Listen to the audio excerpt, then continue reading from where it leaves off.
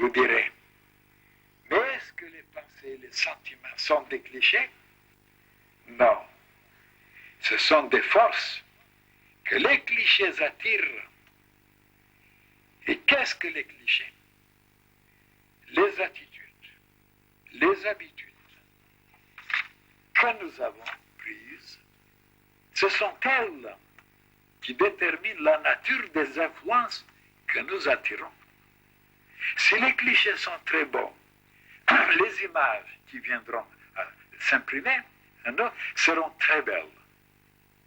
Mais si ces clichés sont déformés, évidemment, ce ne sera pas fameux. Mettez un talisman bénéfique quelque part. Il va attirer les influences correspondantes aux forces dont il est imprégné. Un talisman maléfique, placé par exemple au seuil d'une maison, va attirer toutes sortes de malheurs sur ses habitants. Et voilà que malheureusement, les humains ont en eux-mêmes des talismans maléfiques qu'ils ont préparés depuis longtemps à cause de leur ignorance et de leur vice, et avec lesquels il ne faut qu'attirer ce qui est mauvais.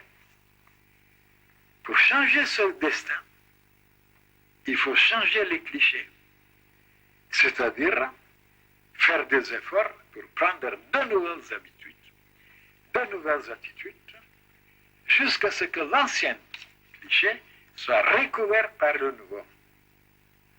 Par exemple, un homme décide qu'il ne calomniera plus son prochain ou qu'il ne se mettra plus en colère. Mais voilà qu'il n'a pas changé de cliché. Évidemment, à la première occasion, il succombe. Alors il est déçu, il regrette, il souffre, il se promet que la prochaine fois, ce sera différent. Mais la prochaine fois, c'est exactement la même chose. Pour que ce soit différent, il faut qu'il fasse l'effort de changer quelque chose dans ses pensées, ses sentiments, ses gestes.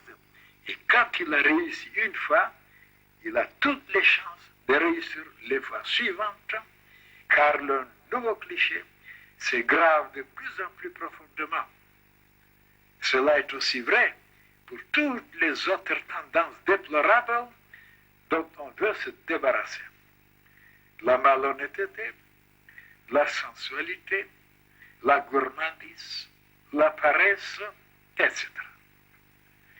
Le jour où vous avez réussi à placer en vous le cliché idéal, vous pouvez dormir tranquille. Celui qui se chargera d'attirer toutes sortes de choses magnifiques qui commenceront à arriver vers vous depuis les confins de l'univers. Dès qu'elle va le nouveau cliché que vous avez placé, elles se mettent en route.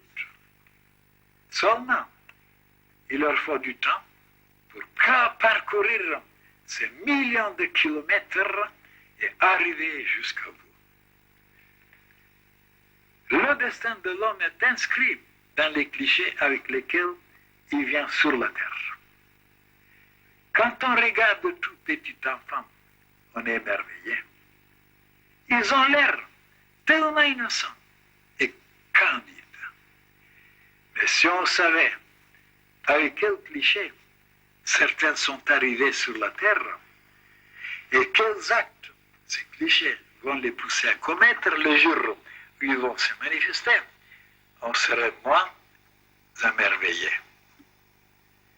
Chacun vient sur la terre avec les clichés qu'il a préparés dans ses incarnations antérieures, et les pensées et les sentiments qui viennent le tourmenter ne sont que des conséquences de ces clichés qu'il a préparés.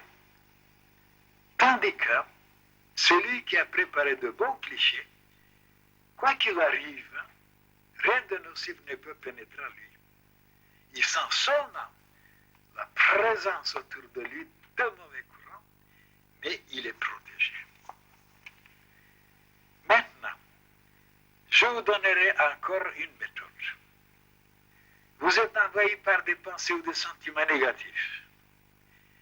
Et quoi que vous fassiez pour les chasser, vous ne pouvez pas. Ça continue. Il n'y a pas assez longtemps que vous travaillez à changer les clichés pour que cela donne des résultats immédiats. Alors, que pouvez-vous faire?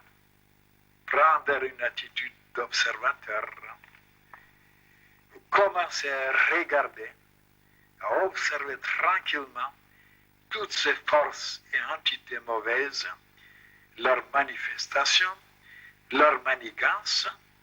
En les observant, déjà, vous vous placez au-dessus d'elles. Et alors, voilà ce qui se passe.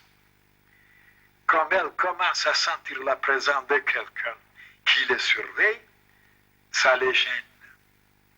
Et si à ce moment-là, vous projetez sur elles quelques rayons de lumière, elles se dispersent parce qu'elles n'aiment pas la lumière. Elles peuvent revenir. Il est même sûr qu'elles reviendront. Tant que vous n'avez pas installé de nouveaux clichés, elles reviendront. Mais encore une fois, vous allez les observer, projeter sur elles un faisceau lumineux, et ainsi, vous finirez par vous en débarrasser. Oui, tout simplement parce que vous vous êtes maintenu au-dessus d'elles. Voilà le secret. Dans la vie, c'est une loi.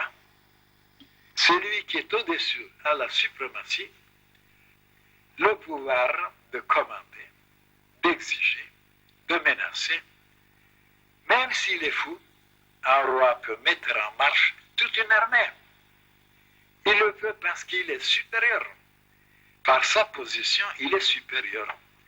Donc, vous aussi, si vous vous placez au-dessus de ces entités, elles sont obligées de vous obéir. Voilà des méthodes. Désormais, au lieu de pleurer, de vous arracher les cheveux, employez-les, évidemment. La méthode la plus efficace est de changer les clichés. Mais il faut beaucoup plus de temps et d'efforts. Alors, vous voyez que des choses à apprendre. La vie est tellement vaste et riche qu'on ne sait même pas encore ce qu'elle est. C'est pourquoi il faut une école initiatique pour apprendre comment travailler dans cette vie. Comment y déclencher telle ou telle force. Ou, au contraire, neutraliser telle ou telle faute.